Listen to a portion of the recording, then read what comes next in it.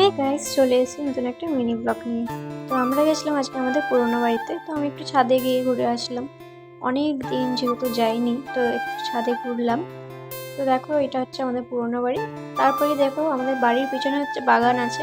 তো সেখানেই গেছিলাম একটু দেখতে গাছপালা। তো তারপরে হচ্ছে আমরা ভাবলাম একজনকার বাড়িতে যাওয়া যাক। একটা বেবি হয়েছে, তো তাদের বাড়িতেই যাচ্ছিলাম গল্প করতে করতে। দেখতেই পাচ্ছ, পুরো আশেপাশে পুরোটাই জঙ্গল। এই যে এটা হলো একটা আমাদের পুকুর। তো এর পিছনে নারকেল গাছ আছে। তো মেনলি আমরা এসছিলাম ডাব নিতে, যেহেতু আজকে ডাব পেড়েছিল, তো ডাবের জন্যই আমরা এসছিলাম। তারপরে হচ্ছে আমরা চলে গেছিলাম সেই বেবিটার বাড়িতে। তো তোমরাই গেস করো এটা ছেলে না মেয়ে। যদি এর ফেসটা দেখতে চাও তাহলে অবশ্যই কমেন্ট করো। খুবই কিউট ছিল বেবিটা, যেহেতু অনেক ছোট তাই কোলে আর নেওয়া হয়নি। তো আমি একটা বাঁশের পোল দিয়ে যাচ্ছিলাম, এখানে একটা বাঁশের পোল আছে। তো দেখতেই পাচ্ছ খুবই ভয়ঙ্কর বাঁশের পোল। তো আমি ভয়ে ভয়ে খুবই তাড়াতাড়ি করে যাচ্ছিলাম। তারপরেই হচ্ছে আমরা বাড়ি পাড়ার মাকে দেখতে দেখতে বাড়ি চলে আসলাম।